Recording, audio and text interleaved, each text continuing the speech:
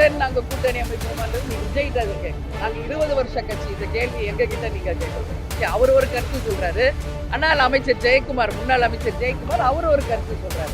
2024 நிச்சயமாக தேமுதிக இருக்கும் அந்த கூட்டணி மகத்தான வெற்றி பெற்று மக்களாட்சி கேப்டன் கனவு லட்சியத்தை வென்றெடுப்போம் என்பது இந்த நேரத்தில் சொல்றேன். நான் என்ன ஜோசியமா சொல்ல முடியும்? அவர் எடுபடுவாரா எடுபட மாட்டாரான்றது நான் சொல்ல முடியாது. அனைவருக்கும் வணக்கம்.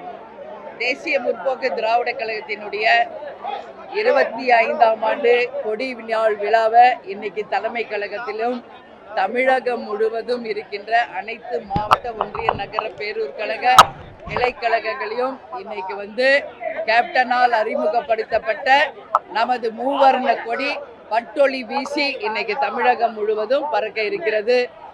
இந்த கொடி 2000ஆம் ஆண்டு கேப்டன் அவர்களால் அறிமுகப்படுத்தப்பட்ட போது கின்னஸ் ரெக்கார்டுக்கு இணையாக வெகு விரைவில் எல்லா பட்டி தொட்டி எல்லாம் நமது கழக கொடி ஏற்றப்பட்டது என்பது ஒரு வரலாறு. அதனால கேப்டன் இன்னைக்கு தெய்வமாக இங்கதான் இருக்காரு. அவர் ஆசீர்வாதத்துடன் 25ஆம் ஆண்டு வெள்ளி விழா கொடி நாளை கொண்டாடுவதில் தேசிய முற்போக்கு திராவிட கழகத்தை சேர்ந்த அனைவரும் நாங்கள் பெருமை அடைகிறோம். அதை பத்திரிகை நண்பர்களாகிய உங்களோடு இணைந்து இந்த விழாவை கொண்டாடுறதுல மகிழ்ச்சி. தமிழகம் முழுவதும் இருக்கின்ற எங்களுடைய கழக நிர்வாகிகள் தொண்டர்கள் அனைவருக்கும் கொடிநாள் வாழ்த்துக்களை நாங்கள் மனப்பூர்வமாக இந்த நேரத்திலே தெரிவித்துக் கொள்ள கடமைப்பட்டிருக்கிறேன். இன்னைக்கு நலத்திட்ட உதவிகள் இனிப்பு வழங்குதல் என்று செய்கிறோம். 1 மாத காலத்திற்கு தமிழ்நாடு முழுக்க பொதுக்கூட்டங்களை அறிவித்திருக்கிறோம் கொடி நாளை முன்னிட்டு. அதனால இன்று முதல் 1 மாத காலம் தமிழகம் முழுவதும் அனைத்து மாவட்டங்களிலும் பொதுக்கூட்டங்களும் நடக்க இருக்கிறது. அங்கேயும் இயன்றதை செய்வோம் இல்லாதவர்க்கே என்ற வகையில் நலத்திட்ட உதவிகளை வழங்கி இந்த விழா மக்களுக்கான ஒரு விழாவாக தேசிய முற்போக்கு திராவிட கழகம் நாங்கள் வழி நடத்துவோம் என்பதை இந்த நேரத்தில் உங்ககிட்ட நான் தெரிவிச்சுக்கிறேன். நீங்க எதுவும் கேள்வி கேட்கணும்னா என்கிட்ட கேளுங்க. ராஜ்யசபாவோட ஒரு இடத்தை பிடிக்கிறதுக்காக பதவி வாங்குறதுக்காக அதிமுகவோட பேச்சுவார்த்தையில் இருக்கிறதா ஒரு தகவல் இருக்கு. அது உண்மையா மேடம்? முயற்சித்து வரீங்களா? பேச்சுவார்த்தை இல்ல, கூட்டணி அமைந்த போதே கையெழுத்திடப்பட்டு உறுதி செய்யப்பட்டதுதான் ராஜ்யசபா. அந்த ராஜ்யசபா தேர்வுக்கான அந்த நாள் வரும் பொழுது தேசிய முற்போக்கு திராவிட கழகத்தின் சார்பாக யார் ராஜ்யசபா உறுப்பினராக டெல்லிக்கு செல்ல இருக்கிறார் என்பதை அந்த நேரத்தில் தலைமை கழகம் உங்களை அழைத்து அதிகாரப்பூர்வமாக நாங்கள் அறிவிப்போம் என்பதை இந்த நேரத்தில் தெரிவித்துக் கொள்கிறேன். 2026 சட்டமன்ற தேர்தலில் தேமுதிக விஜயுடன் கூட்டணி வைத்து போட்டியிடுமா இல்ல அதிமுகவுடன் பயணிக்குமா? விஜயுடன் நாங்க கூட்டணி அமைப்போமான்றது நீ விஜய்கிட்ட கேட்கணும். நாங்க 20 வருஷ கட்சி. இந்த கேள்வி எங்க கிட்ட நீங்க கேட்கக்கூடாது, புரியுதுங்களா? அதனால இந்த கேள்வியெல்லாம் நீங்க விஜய் கிட்ட கேளுங்க. ஏற்கனவே நாங்க எந்த கூட்டணியில இருக்கிறோம் என்பதை ஒவ்வொரு பத்திரிகையாளர் சந்திப்பிலும் நான் சொல்லிட்டு தான் இருக்கேன். அதனால எங்களுடைய திட்டங்கள் எல்லாமே கொள்கை ரீதியாக சிறப்பான முறையில் சென்று கொண்டிருக்கிறது.